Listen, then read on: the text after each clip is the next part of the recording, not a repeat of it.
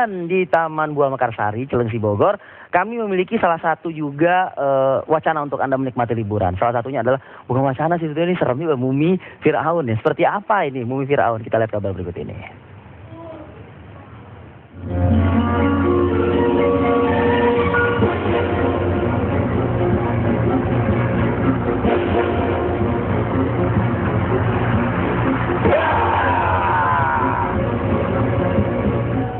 Siapa tak kenal dengan Firaun? Sosok fenomenal yang melegenda ribuan tahun ada di Jakarta. Ya, inilah pameran edukasi dan hiburan Mumi Firaun yang dimulai dari tanggal 8 Juni sampai 17 Juli 2012 di Teras Berlian, Blok M Square, Jakarta Selatan. Dalam rangka misi liburan sekolah, pameran ini memberikan banyak informasi kepada masyarakat, khususnya pelajar, tentang bagaimana mumi itu bisa ada. Setelah membeli tiket, pengunjung bisa langsung masuk ke dalam ruangan pameran. Namun dibatasi maksimal 15 orang. Dan disediakan seorang pemandu untuk menjelaskan, juga menjawab pertanyaan setiap pengunjung. Acara Mumi Firaun ini tepat karena ada dari segi pendidikannya, edukasinya kita bisa dapat, dan ada entertainnya juga, yaitu di labirinnya itu sendiri. Jadi mereka bisa main-main sama mumi. Oh, kita ada empat. Yang pertama itu nanti pengunjung di situ pertama menyaksikan film bagaimana cara pembuatan mumi tersebut, cara pembalsemannya. Terus di ruangan kedua kita bisa melihat artefak-artefak peninggalan Raja Firaun. Di situ sejarah peninggalan Firaun ya, yang seperti kita tahu mungkin ya Firaun itu tadinya satu, ternyata banyak gitu Firaun itu. Setelah itu ada di ruangan ketiga kita ngelihat muminya itu sendiri yang udah diawetkan. Dan setelah itu baru masuk ke labirinnya itu. Labirin itu hiburan untuk para pengunjung ya, ketemu sama muminya ya.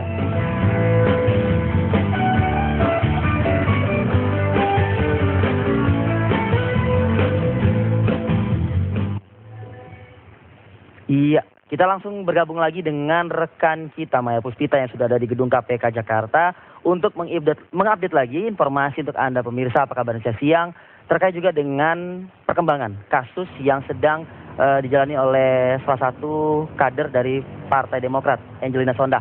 Sudah ada Maya Puspita, informasi apa yang terbaru dari sana? Maya, silakan. Komisi Pemberantasan Korupsi hari ini memeriksa Rektor Universitas Haluoleo Kendari, Sulawesi Tenggara, Usman Riansyah sebagai saksi kasus dugaan korupsi pembahasan anggaran di Kemenpora dan Kemendiknas dengan tersangka Angelina Sondah. Angie disangka menerima fee terkait proyek atau pembahasan anggaran di Kemendiknas, yaitu proyek pengadaan sarana dan prasarana pendidikan di 16 universitas negeri.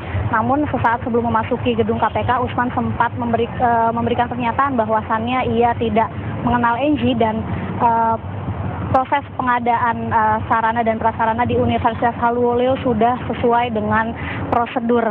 Dan hingga saat ini KPK telah memanggil sejumlah rektor dan juga mantan rektor seperti Rektor IPB, Rektor Universitas Patimura, Universitas Tadulako, Universitas Nusa Cendana, dan juga mantan Rektor Universitas Sultan Ageng Tirtayasa.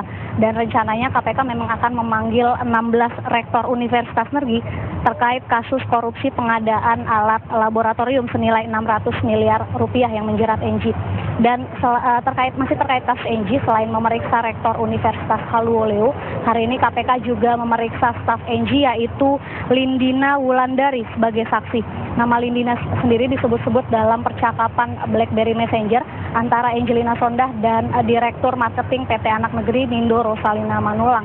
Dalam percakapan antara Angie dan Rosa, terungkap bahwasannya Angie meminta Rosa untuk mengirimkan sejumlah uang terkait bencana alam meletusnya Gunung Merapi ke rekening atas nama Lindina Wulandari. Namun Angie membantah seluruh percakapan BBM tersebut antara dirinya dengan Rosa dan mengaku bahwasannya baru memiliki handphone BlackBerry pada akhir tahun 2010. Dan selain pemeriksaan kasus Angie, hari ini KPK kedatangan masyarakat dari Persatuan Pedagang Kaki Lima Indonesia atau PPKLI. Mereka mendatangi gedung KPK untuk menyampaikan dukungan dan menyumbang uang untuk pembangunan gedung baru KPK. PPKLI menyerahkan surat dukungan dari sekitar 54.000 pedagang kaki lima di seluruh Indonesia dan uang sebesar 1 juta rupiah kepada KPK yang diterima oleh penasehat KPK Abdullah Hamahua dan juga juru bicara KPK Johan Budi. Namun KPK mengembalikan uang sumbangan tersebut dengan alasan KPK harus membicarakan terlebih dahulu mengenai mekanisme penerimaan dana sumbangan masyarakat dengan pemerintah dan juga pihak-pihak terkait. Penasehat KPK Abdullah Hamahua menyatakan bahwasannya sebaiknya uang sumbangan dari masyarakat tersebut tidak diterima oleh KPK, melainkan diterima atau dikelola oleh lembaga yang independen. Sementara itu, Wakil Ketua KPK Bambang Wijayanto dalam konferensi pers usai menerima masyarakat dari PPKLI mengatakan bahwasannya KPK berterima kasih atas dukungan dan juga perhatian dari masyarakat terkait pembangunan gedung baru KPK. Namun KPK tetap berharap agar DPR mencabut bintang dan juga menyetujui anggaran pembangunan gedung KPK yang sudah diajukan sejak 2 tahun yang lalu. KPK mengusulkan anggaran pembangunan gedung baru secara multi-year dengan anggaran total 225 miliar rupiah. Dan rencananya gedung baru KPK ini akan dibangun di atas lahan seluas 8.000 meter persegi yang terletak di Kelurahan Guntur, Kecamatan Setiabudi atau terletak di belakang gedung KPK yang saat ini. Dan menurut Bambang, pemerintah sendiri sudah menyetujui usulan anggaran dari KPK dan tetap berharap agar DPR menyetujui anggaran tersebut. Demikian, Rifki. Ya, Maya, saya tertarik untuk kembali mengulas seputar pemeriksaan yang saat ini terus bergulir di KPK terkait juga dengan nama Angelina Sonda. Artinya sejauh ini sudah berapa perwakilan dari universitas negeri di Indonesia yang dipanggil sebagai saksi untuk kasus tersebut?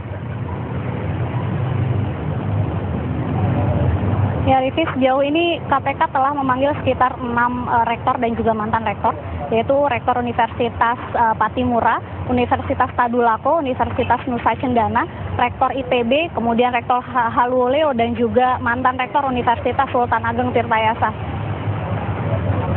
Ya, Maya, ini pemanggilan ini dimaksudkan untuk apa? Untuk mengungkap apa ini, Maya? Apakah ada informasi terkait dengan hal tersebut?